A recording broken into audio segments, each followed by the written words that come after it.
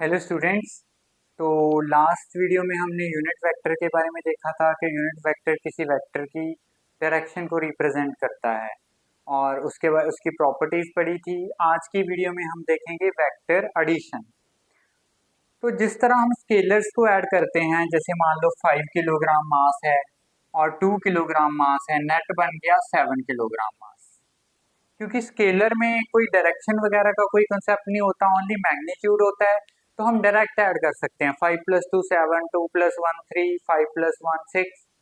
But vectors को हम directly add नहीं कर सकते क्योंकि इनकी डायरेक्शन भी मैटर करती है। जैसे मैंने आपको एग्जांपल दी थी जब स्केलर और वेक्टर के बारे में बताया था कि दो फोर्सेस लग रही थी 10 न्यूटन 10 न्यूटन, नेट फोर्सेस उनको ऐड करके बनी थी।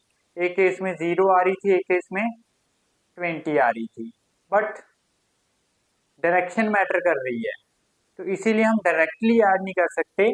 तो वेक्टर एडिशन में क्या है, अगर दो वेक्टर्स हैं ए वेक्टर और बी वेक्टर, अगर इनको ऐड करना है तो इनका कोई थर्ड वेक्टर जो हमें मिलेगा that is C vector.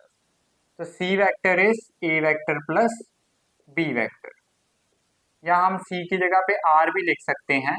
Are vector कौन सा होएगा, आर वेक्टर को हम रिजल्टेंट वेक्टर भी लिख सकते हैं। रिजल्टेंट मीन्स जो ए और बी को ऐड करके हमें मिलेगा जो वेक्टर। अभी ये नहीं है कि लाइक 5 मीटर, 5 इधर हो गया या 4 इधर हो गया 3 इधर हो गया। मान लो डिस्प्लेसमेंट, या displacement is a vector quantity, तो displacement initial to final position ये इसका रिजल्टेंट मिलता है। नेट वैल्यू डिस्प्लेसमेंट की ये होती है, अगर ये S1 है ये S2 है, तो नेट अगर S को ही मिली, S कितनी आएगी 4 3, तो ये बाय पाइथागोरस 5 आएगा। मीन्स जो S है वो डायरेक्टली S का मैग्नीट्यूड S1 वेक्टर और S2 वेक्टर के इक्वल नहीं आता। मीन्स 4 + 3 तो 7 होना चाहिए ना, बट इसका क्या है 5, डायरेक्टली इक्वल नहीं ना आया वो। क्यों नहीं आया, क्योंकि वेक्टर क्वांटिटीज को ऐड कर रहे हैं, तो डायरेक्टली ऐड हम कर ही नहीं सकते।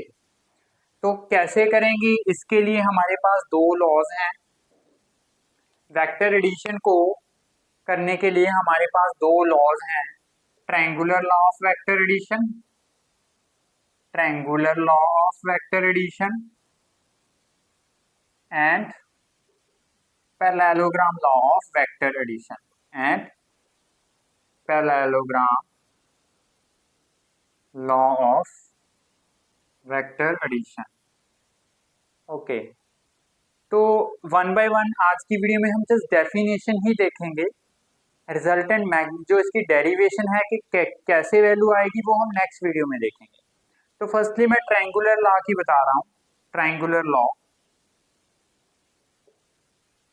ट्रायंगुलर लॉ क्या कह रहा है, जिन दो वेक्टर्स को हमने ऐड करना है, ट्रायंगुलर, यहाँ पे वर्ड आ रहा है बीच में ट्रायंगल। अगर जैसे दो वेक्टर्स जिनको हमने ऐड करना है like A vector and B vector, if they are represented two sides of triangle, triangle की कितनी साइड्स होती हैं, 3 sides.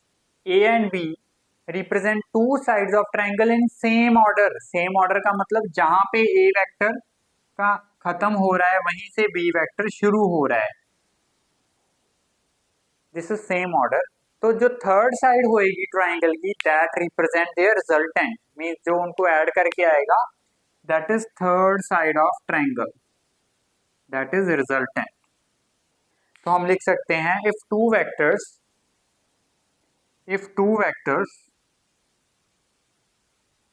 those are to be added, those are to be added, represented, represent two sides of triangle, triangle की दो sides in same order, two sides of triangle, two sides of triangle in same order।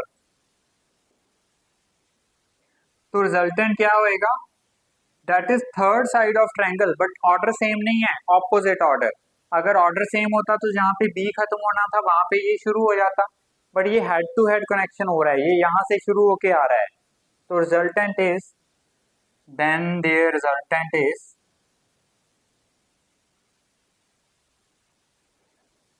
Third side of triangle, third side of triangle in opposite order, in opposite order. तो ये triangular law की आ गई।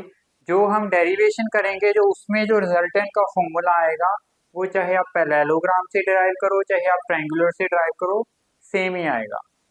हम parallelogram से करेंगे। अभी हम बात करते हैं parallelogram law of vector addition, वो क्या कह रहा है, उसकी डेफिनेशन क्या है। Parallelogram law of vector addition इस तरह भी लिख सकते हैं, parallelogram law of vector addition. ये क्या कह रहा है, पैरेललोग्राम आपको पता है कुछ इस तरह की, जिन दो वेक्टर्स को हमने ऐड करना है, if they are two adjacent sides of parallelogram, if they are two adjacent sides of parallelogram like that, a vector and b vector, parallelogram अगर कंप्लीट करें तो कुछ इस तरह की बनेगी। if they are two adjacent sides of parallelogram, then their resultant is diagonal of parallelogram starting from same point, this is their resultant। तो इसके लिए हम क्या लिख सकते हैं, if two vectors those are to be added,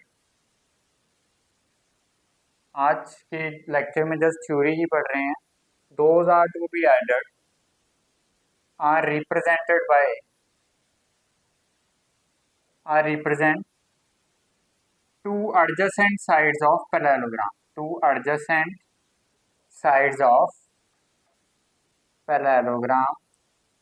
तो उनका रिजल्टेंट क्या होएगा, then their resultant is diagonal of parallelogram, then their resultant is diagonal of parallelogram starting from same point. दोनों केसेस में A vector plus B vector उनका resultant है, that is R vector. Magnitude सीधा add नहीं करना, वो formula के base पे हम ऐड करेंगे, वो हम नेक्स्ट वीडियो में डेरिवेशन देखेंगे। Thank you.